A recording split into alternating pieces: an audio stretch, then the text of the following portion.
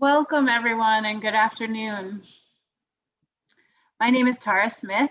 I'm the Executive Director of Central Hall Commons, a multi-generational community center here in Piscataquis County.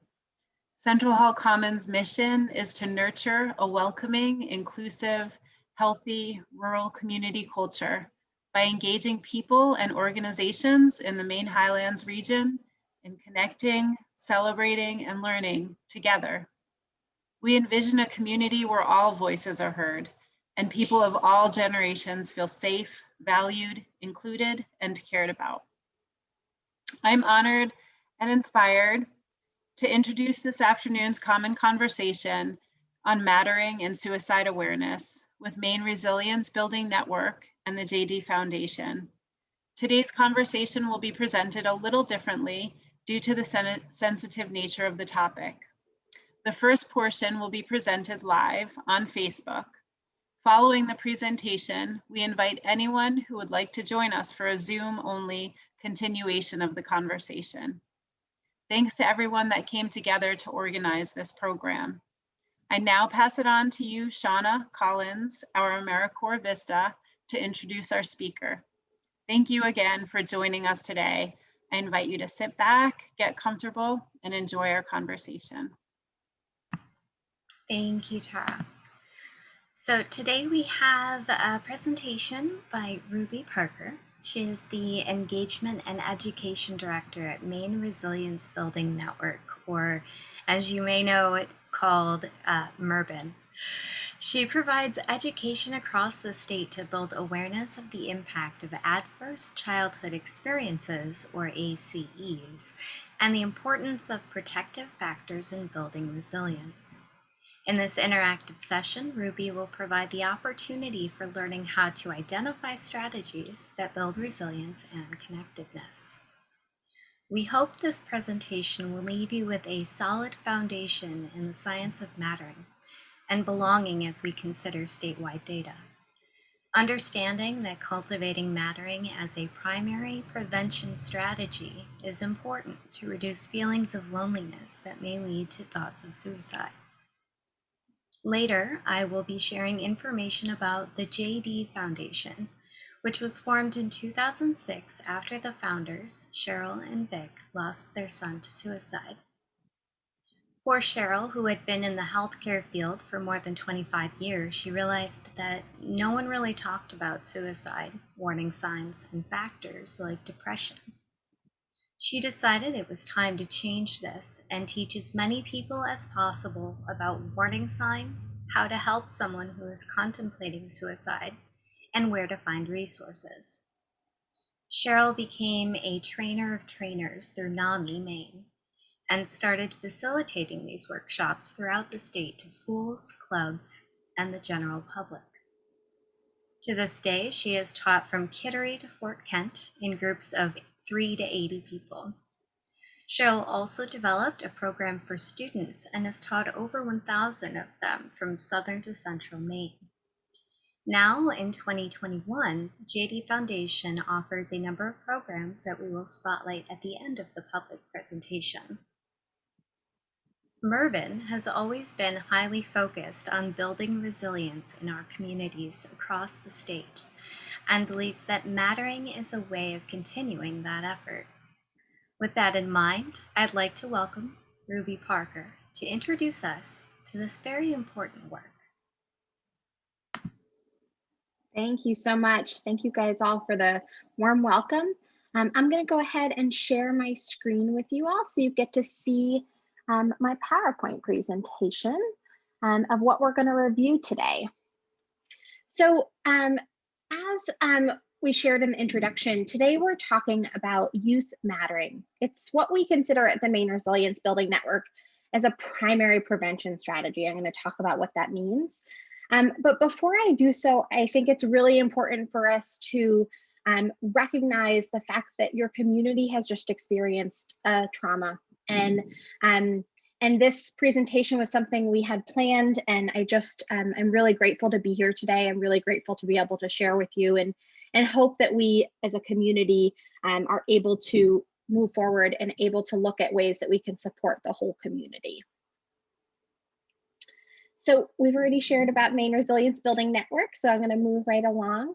Before we start today, I also think it's really important for us just to take a second and kind of let go of any feelings, anxieties, any sort of thoughts running through our head that we may have been carrying with us for the whole day. And I'm just going to invite people for about 30 seconds to just close your eyes if that feels comfortable, take some deep breaths, and recenter ourselves into what we're about to talk about today.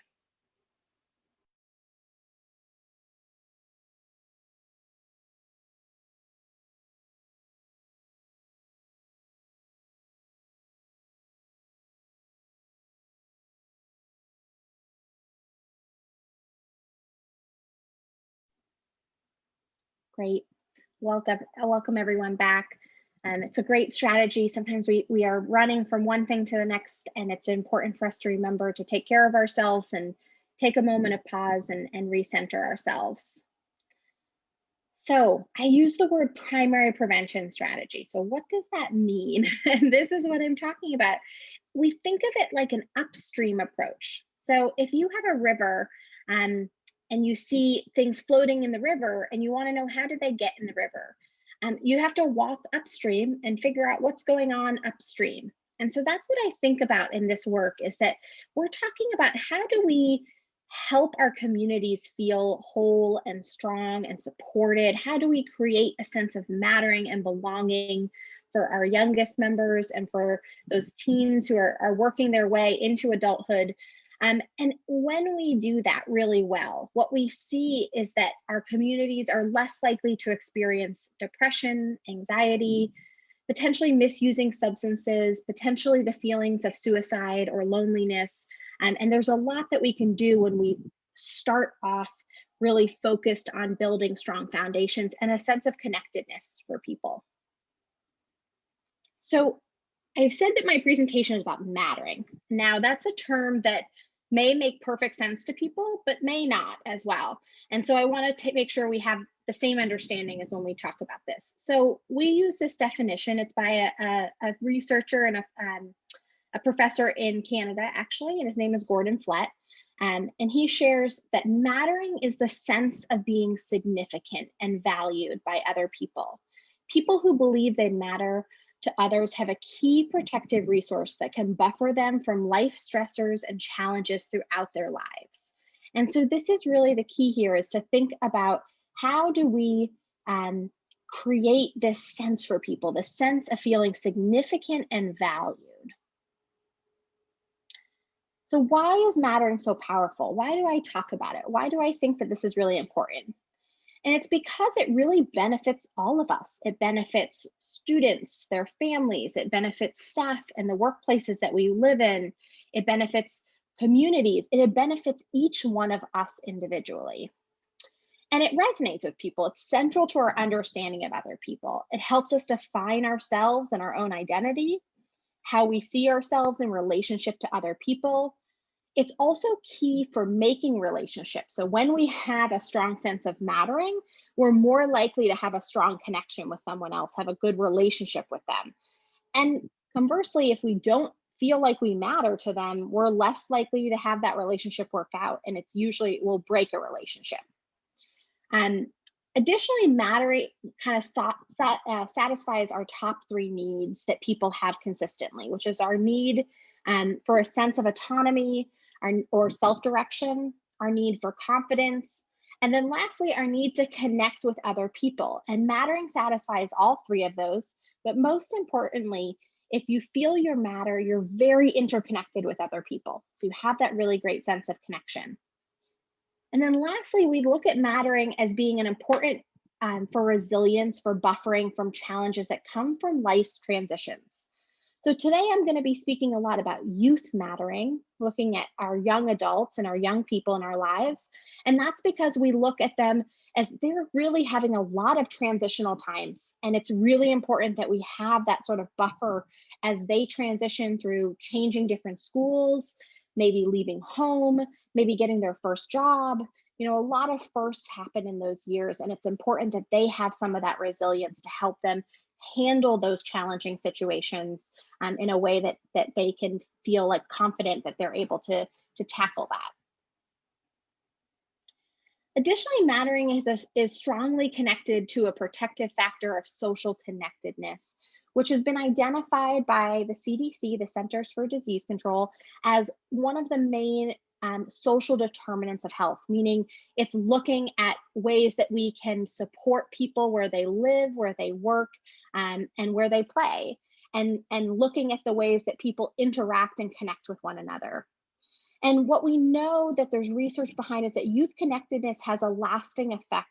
So youth who feel connected at school and at home are 66% less likely to experience health risk behaviors. And I'm going to talk more about that later on. So it's what we consider a protective factor, meaning it's going to help them buffer from some of those challenges that may come later in life. So when we talk about mattering, what does that mean in terms of how do we know if we matter or not? Or how do we know if other people feel they matter? Well, there was a researcher named Manny Rosenberg, and he did this work in the 80s. And he was one of the first researchers, and he came up with this idea of a mattering scale. And it's these 5 questions. And basically, you can rate each question on a scale of 1 to 5.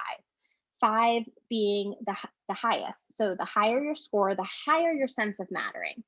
And so you want to ask yourself of how important am I to others? How much do others pay attention to me? How much do I feel like I'd be missed if I went away? How interested are others in what I have to say? And how much do others depend on you? So this is the idea of the score kind of gives you a sense of where you might fall in that larger sense of society and your sense of mattering. The other thing is that mattering is situational. So this can be, you can have one sense of mattering in one place. So if you were to ask these questions about maybe your family, how important do you think I am to my family? You might have a different ideas when you ask this question about your people who you work with or people within your school, depending on your age there. Or in your community. And that's because mattering has different domains. So we don't have a sense of mattering that kind of, once we get there, it sticks with us, it's always the same. Mattering is actually quite fluid within our life, and it can be different in different places in our life. And so we think about the fact that mattering might be different in our home life versus in our work or school, again, depending on our age, or in our community. The other reason why this is so important is because we don't always know how someone feels in one of these different domains. So if we are a teacher in a school, for instance, we don't know what happens when those children go home, or we don't necessarily know what happens when they walk out the doors of the school and are, walking to the corner store to pick up a drink, and how people treat them or what people look at them. And so it's really important for us to recognize that it's important for us to have a sense of mattering in every part of our lives. And we need to all work towards that. We need to work collectively in each one of our fields to think about how do we create a sense of mattering in the home for people? How do we create a sense of mattering at school for our young people? And how do we create mattering in our community so that when people leave their school building, they feel connected, they feel like they're a part of their community. So there are different components of mattering. It's about attention is one of the ways we have how we feel mattering. So we feel like that you command interest from other people's, we feel noticed and heard. It's also about how important do we feel? We feel that someone cares about us, they make us feel special, we feel valued and cherished and wanted, versus someone making you feel the opposite of that, making you feel insignificant or that no one cares. And that's really, when we talk about people who purposely make someone feel like they don't matter, that's a whole nother thing. But really looking at how do we make people feel like they are wanted, that they are valued, that they are cherished, thinking about that. And the last two here is our role about other people. So that relationship with other people. So someone needs us, they rely on us. We have a role. We have a role within our family, within our school, within our communities. And lastly, we feel appreciated, that people are grateful and they appreciate that we're there and we're present for that. And so really thinking about these different components of mattering is a good way for us to figure out, how do we actually instill mattering in other people? It's not always a simple thing as saying, oh, well, they're part of our community, they belong here. It's not as simple as that. We really want to think about the fact that you can belong in a space and still not feel like you matter. And that's because mattering is a two-part here. It's about feeling valued, but also about adding value. So it's two steps. So we have to feel valued by ourselves and by others, and we want to add value to ourselves and to other people in those different domains I spoke about, in our community, in our work, in our home, and with our relationships. And the reason why this is so important is because sometimes we kind of can make this message simpler, or we can just say, oh, they know I care about them and therefore it's good. But are we allowing opportunities for people to add value as well? And that's a really key factor here. So it's about being seen and being known. It's really meeting our biological needs. It's adding value, that sense of self-confidence, the feeling that we're needed, we're part of something. That's a really key factor in that. So now that I've talked a lot about what is mattering, and I think it's important because it's a term that's not always used the same in different spaces. And so that's why I spent so much time of really kind of thinking through what is mattering. I want us to turn and talk about some data that we have available here in Maine. And this is the reason why it's so important for us to talk about this. So I'm going to speak to data that we have. It's from the Maine Integrated Youth Health Survey. This is a comprehensive youth survey that is taken every 2 years. It's not every school participates in it, but we do have data kind of by county levels that we can share. And I want to also, the reason I point this out too is that this data is from 2019. So this was prior to the pandemic in this last year and a half. And what we know from the pandemic is that so many people experienced so many more stressors. We saw a lot more isolation, a lot more loneliness, kind of what we call diseases of despair, meaning those feelings of being isolated and alone, and feeling sad and depressed. Those types of feelings were increased significantly. So it impacted our overall mental health experiencing that. So the data I have is a little bit outdated. However, we are planning to get new data at the end of this year, actually. They're going to be doing the survey again in the fall with students again. And it will be really interesting for us to have a sense of this. But it's still really critical because when we saw this data in 2019, we were alarmed by it. And so I think it's important for us to recognize that why are we talking about this is because about 43% of our high school students across the whole state feel that they don't matter to people in their community. So they feel like they're not significant, they're not valued, they're not heard to people in their community. And that's a really big number. It's almost about half of our young people in high school. Additionally, what we see too is about 20% of our middle school students have seriously considered suicide in the past year. And that is also an alarming number. It's 1 in 5. And I know that feels very real right now. And it is very real. It's not just a number. So what I've done is I've provided 3 different graphs here with some numbers. Actually, there's 4 of them. And I've highlighted Piscataquis County in each one of these. So we can take a look at what does that mean. I talked about statewide numbers, but what does it mean here in Piscataquis County? And so while I showed you that about 20% in middle school in Piscataquis County, that number is significantly higher. We're about 1 in 4 of our young people feel like they have seriously considered suicide. So this is why this issue is brought forward. It's an important one for us to be talking about. And it's unfortunate that we lose too many young people too early, and it's important for us to be talking about it and figuring out what we can be doing to really support young people in their lives in a way that makes them feel seen and heard and loved and supported. So we have this idea about mattering at home. So we talked about those different domains: home, school, and our community. So when we ask the question of our young people about whether they feel like they had love and support at home, whether they mattered at home, what we see is about 75 to 80% of our young people, both in middle school and high school, felt that in their home, that they had love and support. So that's pretty good. We're getting up there. Unfortunately, that still leaves a pretty big chunk of our young people who don't have that feeling at home. So again, when I mentioned that sometimes we don't know what's happening in those other domains, we don't know what's happening in the home, we don't know what's happening in our community always for our young people, or what their feelings are about that. And so it's important for us to be doing what we can at every step of the way for them.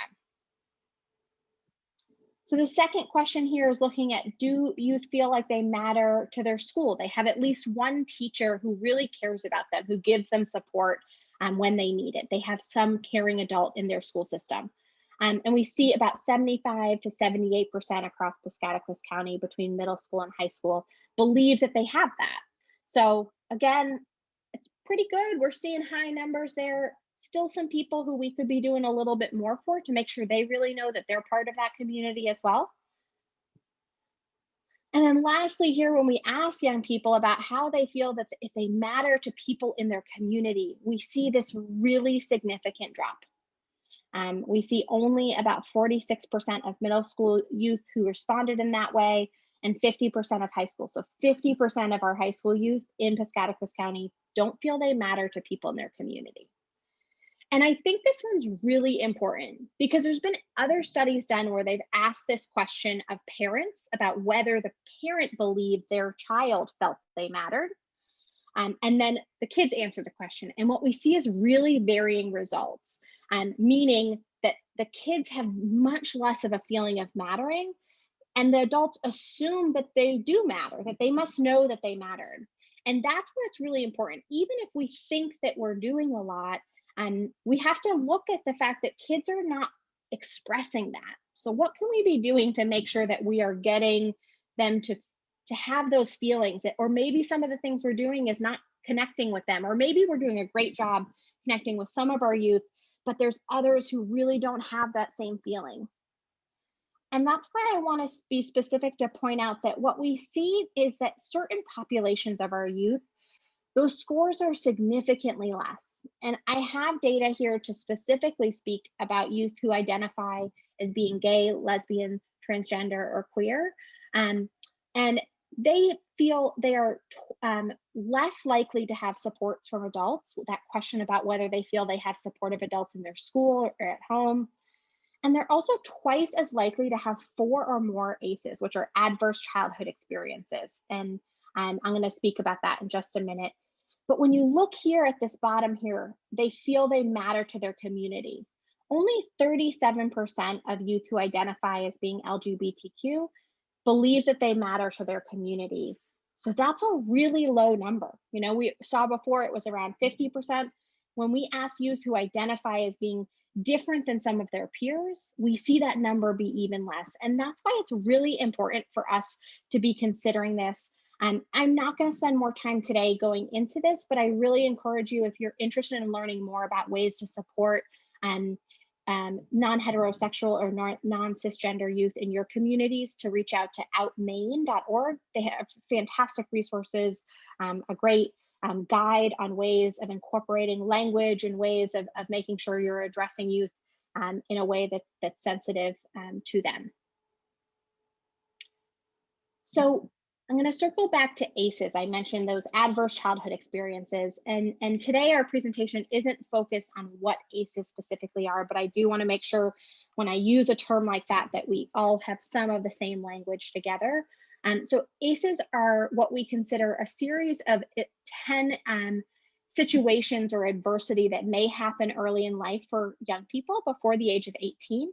ACEs are incredibly common in all the research and all the work that's been done around this. We know these are things that happen to every one of us. Many of us have had some of these experiences. And those 10 categories are looking at 5 forms of child maltreatment, which is physical, emotional, and sexual abuse, emotional and physical neglect, And then 5 forms of household dysfunctions. So living in a household where a parent has a mental illness that's unmanaged, living in a household with a parent who's incarcerated, a household where the parents are separated or divorced, witnessing domestic violence in the home, and then lastly, having a parent who is struggling with a substance use disorder. And those are the 10, what we consider the 10 ACEs. So those are things that if you could say yes to any one of those 10 things I just spoke to, that would be an ACE score. And so I'm going to talk more about that, about what that looks like in Maine.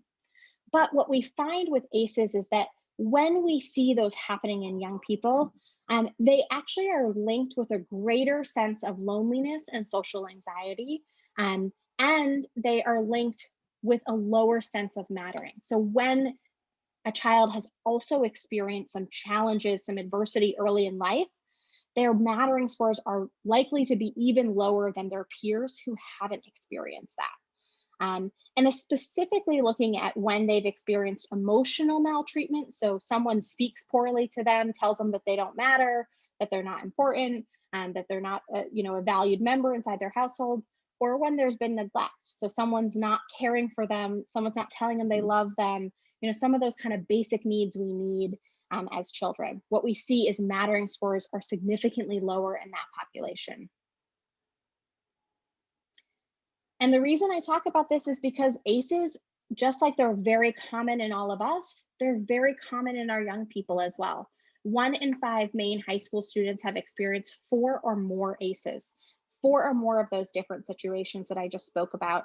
And that's what we kind of think of as being like a tipping point into a number of challenges later in life if they've had many of those types of chronic stressful situations early in their life.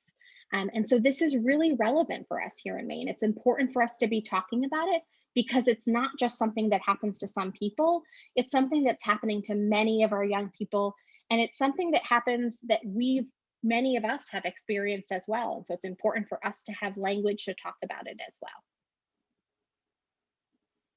So I'm going to be shifting gears here and really talking about what do we do with all of this information. I've shared the data, I've shared with you what mattering is and why it's so important to us. And I want to talk about what do we do with that. And so I'm going to start talking about resilience. So as you know, I'm from the Maine Resilience Building Network. We're going to talk about it. And it's because resilience is vital to who we are and to what we do. And resilience is something I like to think of it like this seesaw here. So no matter how many challenging situations we've had early in life before we encounter people who we care about, resilience is really amazing because we can just pile on more and more good things and it helps tip the scale for people. And so that's the part about it is resilience tips our scale towards good. And when we have that resilience, we're able to handle hard or stressful things more easily. So the more good things and resources we have, the more we can help kind of buffer people from those challenging situations, the better we do in life handling hard things. And we all know hard things are going to happen. And so we want to focus on ways we can build that resilience in people. So how do we build resilience? What are the ways that we build resilience? And resilience is something that can be built on an individual level. So we can focus on ways of building our core capabilities, our kind of core key factors, which is what you see here in the middle of this nice man here. So that's our core capabilities. And then lastly, how do we build that into our environment? One of the most effective ways we do that is through supportive, caring relationships. We also do it by ensuring that people have that opportunity for participation. Like I said earlier, that role that's really critical in your sense of mattering. Do you have a role? We want to make sure people have those opportunities for participation. They're part of our community. Everyone has a role. We want to do it through making sure we have sources of a sense of faith or hope for people, that they can think forward, they can think about a future, they can know that even if something's challenging right now, we can move on to the next thing because there's hope, there's something else coming. And also through setting high expectations for people, telling people, I believe in you, I know you can handle this, I know it's really challenging, but I'm here for you. So we'll talk more about all of these different factors. So those core capabilities that I talked about, those parts of the center of that person there, this is what comes in these like 5 different C's here. And so really looking at it, the main thing here is about competence, that ability to handle situations effectively, to handle them in a way that makes them feel like they can handle them again. And so it's something that's really important for people to have that sense, we call it self-efficacy, that belief that I can do something. And it's really through practice of different opportunities and skill building opportunities that young people develop that sense of confidence. So they're not going to just have it simply because if we want them to have it, we'll wish that upon them. It's not how it works. We have to really make sure we allow opportunities for someone to experience that. It's really something they have to experience, trust their judgment, make the responsible choice, and face difficult situations. And when they have those opportunities, so when they start to build that competence, that belief that they can handle something, they gain their confidence. They gain a sense of, I know I'm capable of doing these things. But they have to gain that through real situations.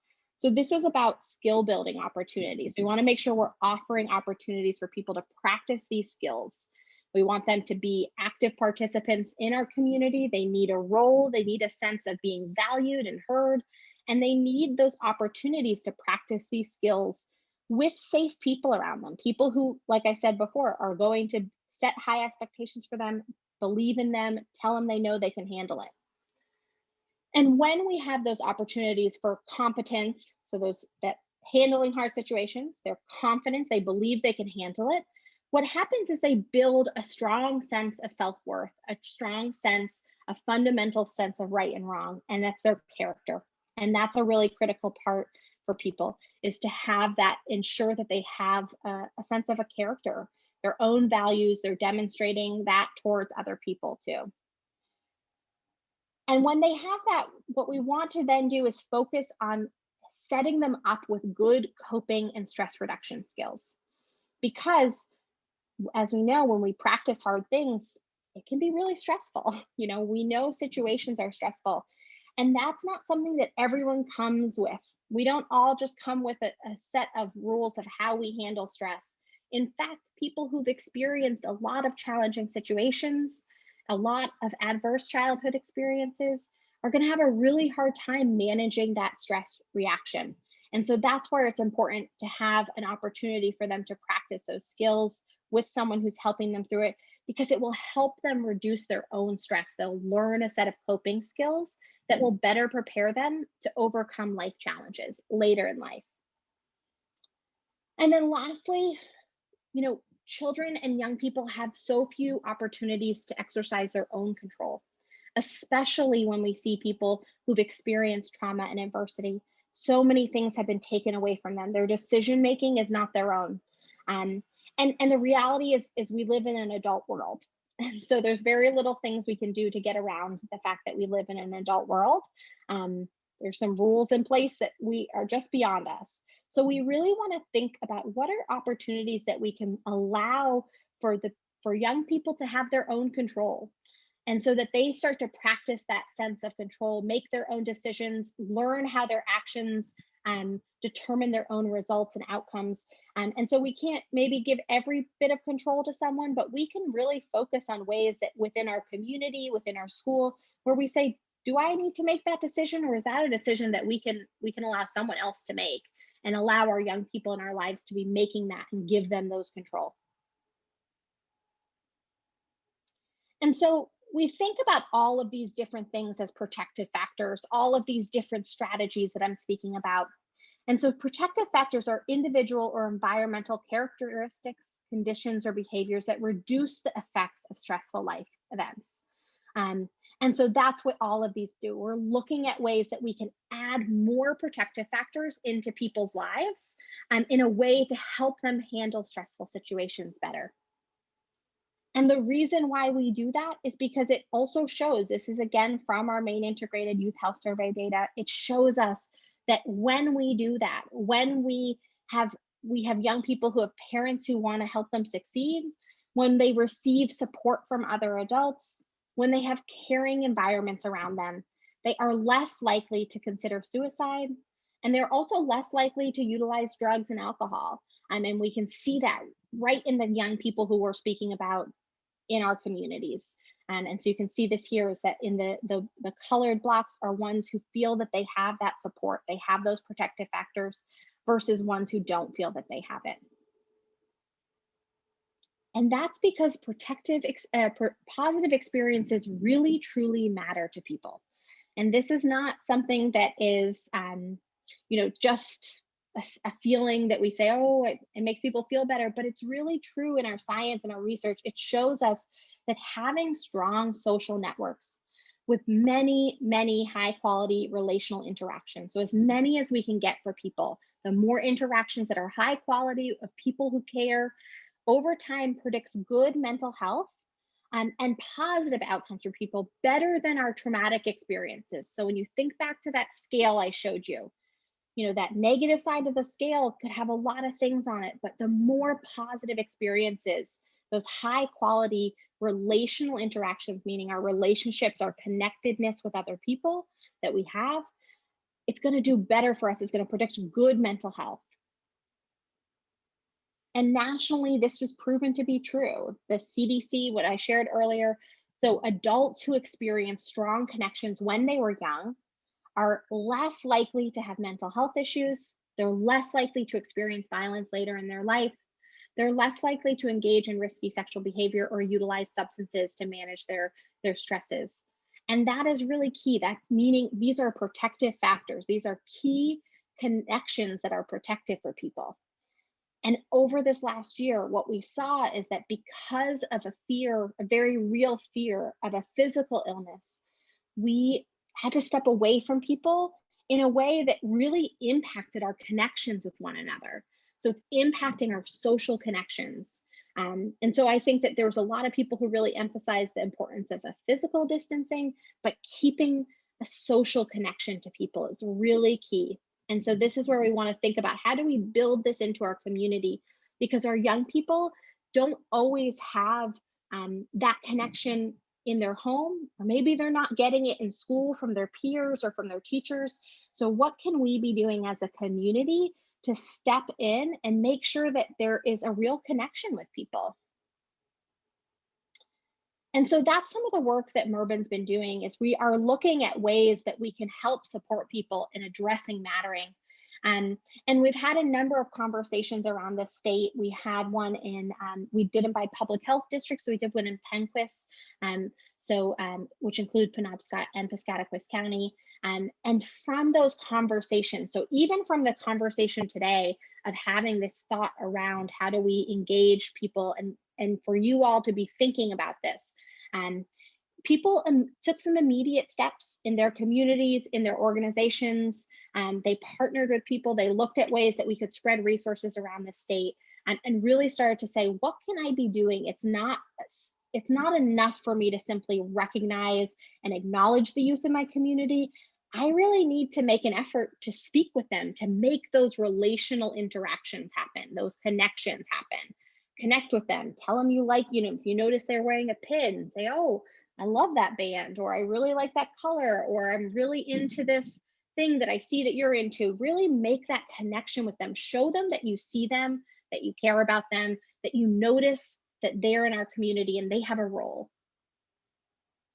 So through all these conversations, what we found is that when we ask people about what could we be doing different, what can we be doing to support our young people, or what are we maybe already doing to support our young people, that we could help spread that so other people know how to do that.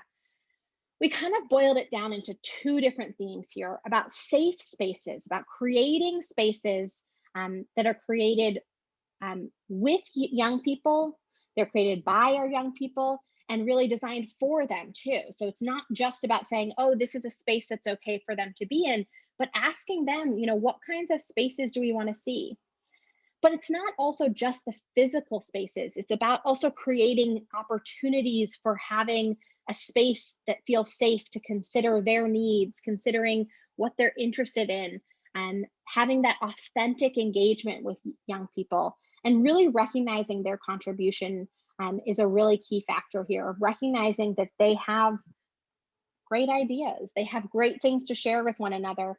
And it may not always feel comfortable to share it in the adult world that we live in. So really looking at ways that we can create an environment that is more comfortable for them. And that sometimes means getting us adults out of our comfort zone. So just think about that.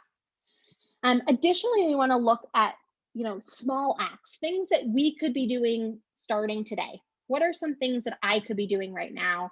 And these are some quotes from people who participated with other conversations we've had around this. And so just thinking about ways that when you pass someone on the street, ways that you can engage meaningfully with them. And that the other thing about this, I love this quote, it says, it's empowering for the person engaging and the person receiving that energy. And that's because mattering is a reciprocal process. So whenever we help other people feel like they matter, we actually in turn are building up our own sense of mattering because we're giving ourselves a role, we're adding value. Remember that feeling valued and adding value. When we add value, we're also feeling that more valued as well. So again, it's a reciprocal process, meaning we're going to increase our own mattering when we help other people feel like they matter. And so those small acts can be really small changes in our language, looking at ways, what's normal in our communities, what's acceptable, and paying attention to the language we use or different ways of physically representing the different youth in our community. Looking at small acts of representation in our community. Do we feel like all our community members are truly represented and they feel safe to be who they are? And then also looking at the fact that this is not just a job for people who work with young people in their job, in their daily lives, but really looking at the fact that this is something that all of our community members need to step up in. So it doesn't matter what your role is in your daily day-to-day life, but really thinking about ways that we engage with people in every step of the way, that our young people are feeling disconnected to their community. And that's where we want to all step in. So, if you are retired, if you work in the grocery store, if you work at your local hardware store, thinking about how do I make sure that when young people come in the door, they are welcome there. I know what's going on with them. They know I care about them. I'm not grilling them. I'm not questioning them. I want them to know that they're welcome there. And in turn, they're going to show you how much that matters. So here are just 10 small ways to build an individual sense of mattering. So 10 small steps we can take today, for instance, to build a sense of mattering in someone. So inquiring about someone's needs, wants, or what they're thinking about is a way for us to slowly start that small act of increasing someone's sense of mattering. Telling someone you know how much they are needed and relied upon. Checking in on people and finding unique ways to stay connected with them. So we don't see, we all have very busy lives. It's challenging for us to, always have, a meal with someone or to always go visit them, but thinking about different ways we can stay connected so someone knows we're thinking about them, we care about them. Going out of your way and taking the time to enhance someone else's well-being. So if you know someone, you're going to the store, thinking about ways that you can connect with someone else and say, hey, I'm happy to do that for you. Thinking about that. Also, you want to think about how do we share narrative accounts of people helping people. And when we do that, so when we notice someone else did something for someone else and we share that with other people, it actually really helps us build our sense of connection because we feel more connected. It not only recognizes that person who did something, which is again part of mattering. When they feel recognized and seen, they're going to increase their sense of mattering, but it also helps us feel better, and it helps the people who hear those stories feel better to know that that is happening. That's why we see those like feel good stories being shared across social media or in the news. It's because it helps us feel better when we hear other people doing caring things. So make sure we share those small things that we notice. It doesn't have to be big newsworthy stories. It can be really small things happening at the individual level in our community. Asking someone directly about their fears, hopes, interests, and sharing your own with them.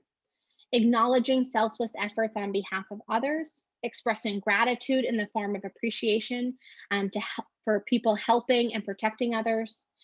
Sharing your own resources as a selfless, generous manner. And then lastly, reminding people who are isolated or alone right now that other people are still with them. So really thinking about those community members in our lives who don't yet feel safe to, be out and about, or who are feeling isolated because of a number of challenges that they may be facing right now. Making sure they know that you're still there with them, that you're feeling with them, that you're there for them, and make sure they know that they can reach out if they need something. There's also strategies of ways to build mattering in our school or in our community, or just again on the individual level. Um, so looking at things like peer-to-peer mentoring programs is a really great way to build, like if you are someone who runs a youth program or you're work in a school, thinking about that fact again, mattering's reciprocal, remember? So when we give people roles, when we give opportunities for someone to practice a role, they're going to feel more valued and they're going to add value, and the person receiving on the other end will also feel valued. So peer-to-peer mentoring programs or other opportunities for that, whatever that may look like in your community, are a fantastic way to build mattering.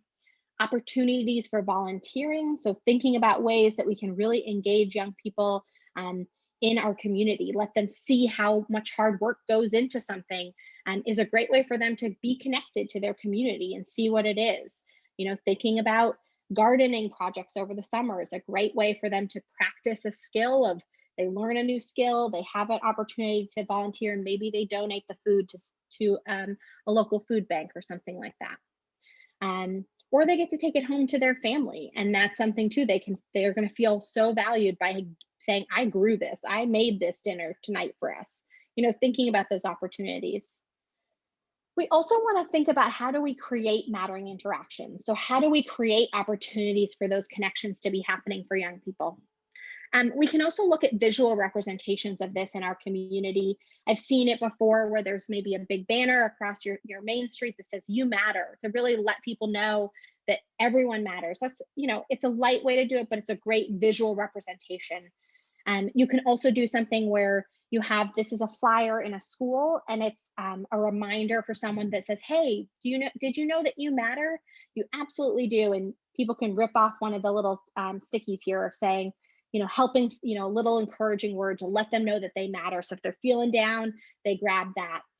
I've seen it too, where it's like your staircase in a school building is painted with different, all the young people in the school get together and come up with what do you feel like when you matter? And they paint their stairs with saying, I feel awesome. I feel like I rock.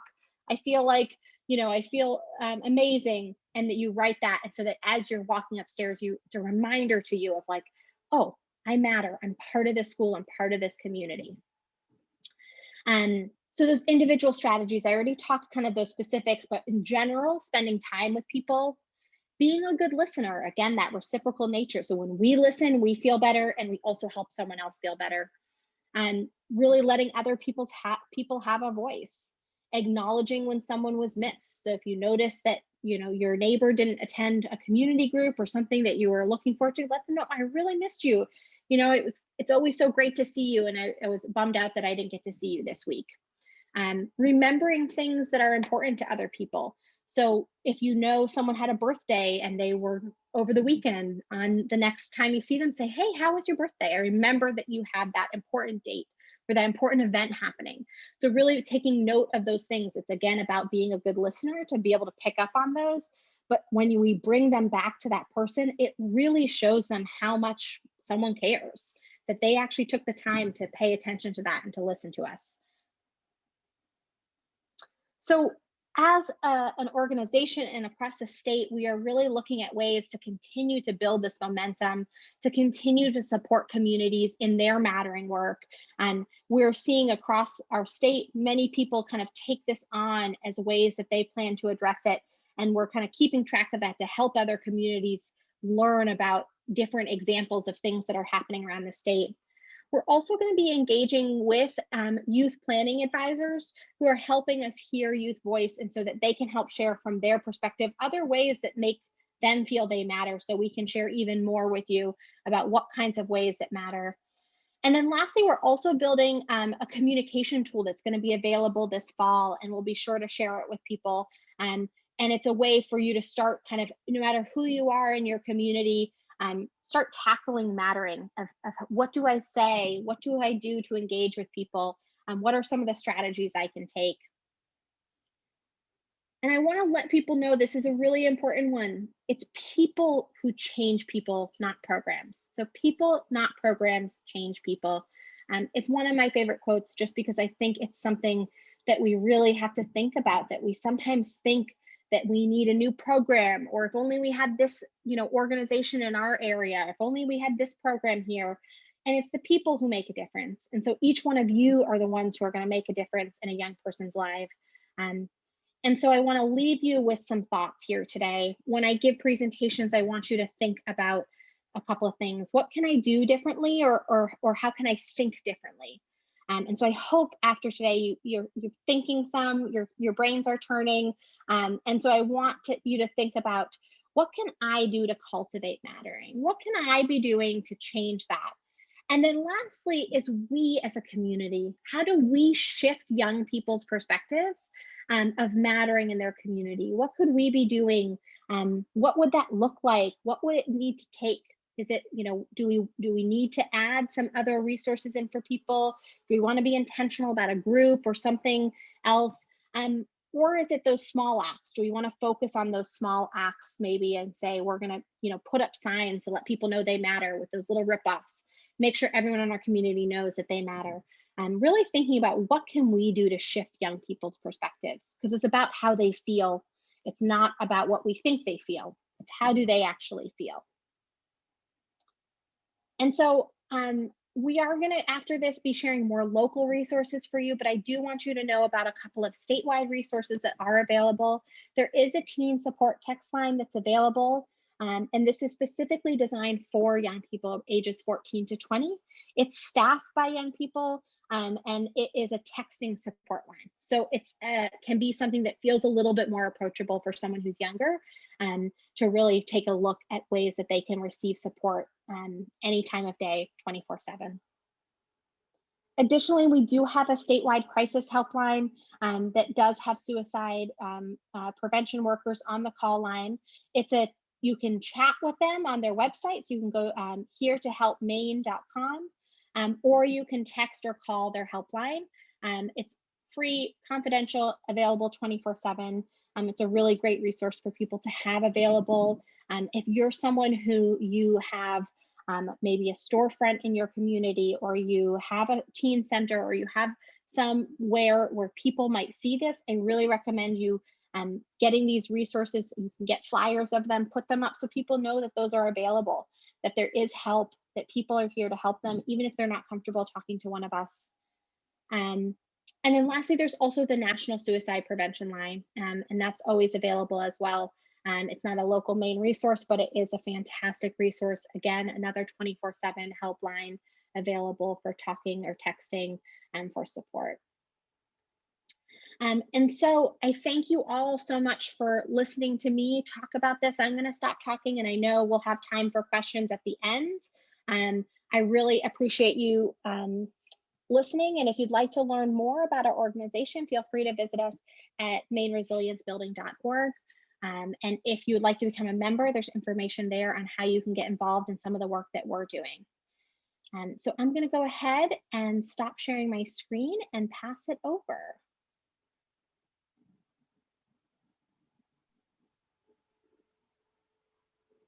Thank you so much, Ruby. That was awesome. Thanks for all the resources and really great practical ideas to be the people in each other's lives. I really appreciated that quote about programs, people, not programs, changing people's perspectives. So it got me thinking creatively about how in our community and town we can, really be of support to each other and provide opportunities to matter and to make a difference in each other's lives.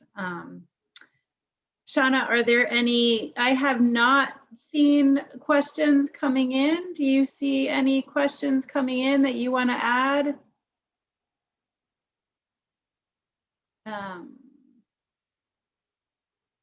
Sorry, no, I don't have any questions from the chat. There are an abundance of links available within the chat for a lot of the different organizations and resources that Ruby mentioned. Thank you so much for sharing all of that information and ways that we can connect and show people that they matter. I love the flyer idea.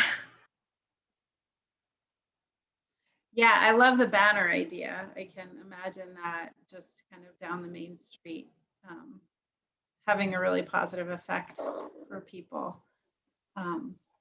Thank you. So I want to just hand it over to Shauna to continue the conversation now, from the JD Foundation's perspective, and shift us a little bit and present on their behalf. And I also want to, share that Central Hall Commons, the space that we have available here, in the center of Dover Foxcroft, I feel like the intention of this space, the mission and vision and values that this organization is based upon, are very much about inclusion and creating a safe space for everyone in the community. So just want to kind of mention that as we're talking about some of these concepts today. So thank you so much, Ruby. Thanks for being here. Yeah, there's actually, I don't know if everyone's aware, there's a ping pong table that's just sitting and waiting to be used. So having some tournaments or having some groups on site would be fantastic. I think we're all in support of that. Speaking of support, I do want to mention a couple of the different opportunities that are available through the JD Foundation, based on the work that they do with suicide prevention and awareness. They have support groups that are offered for those who have lost a loved one, which are held on Tuesdays in Abbott and will be expanding throughout the state. Connecting with Nature is a program designed to get people out in nature, form community bonds, and feel the natural healing that nature offers. In suicide awareness workshops, facilitators teach about warning signs, how to talk to someone who is suicidal, where to get resources, and how to help in the aftermath of suicide. P.S. We Care is a program that provides prayer shawls and a packet of information to people who have lost a loved one.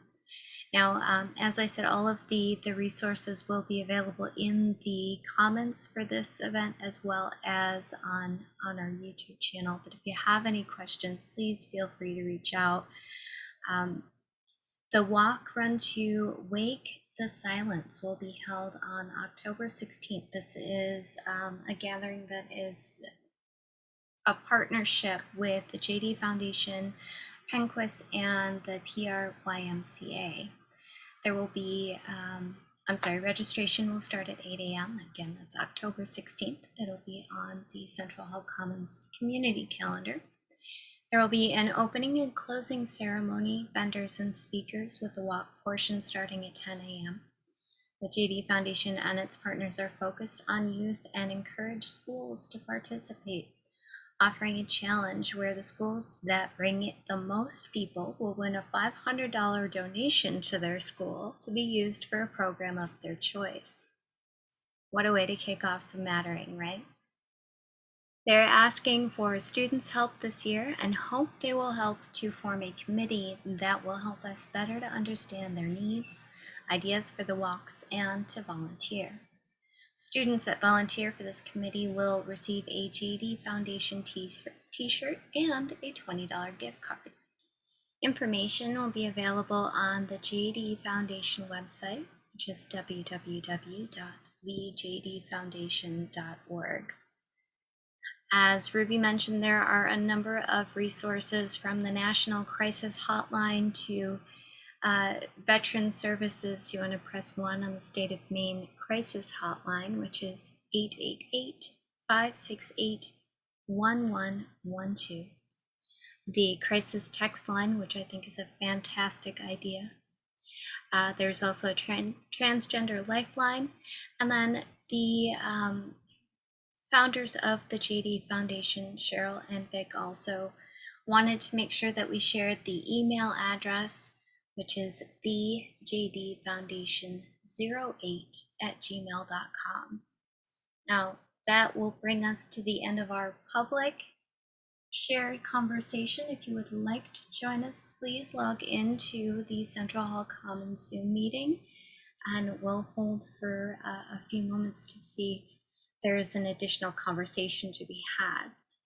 Thank you so much for joining us, and everyone, take care.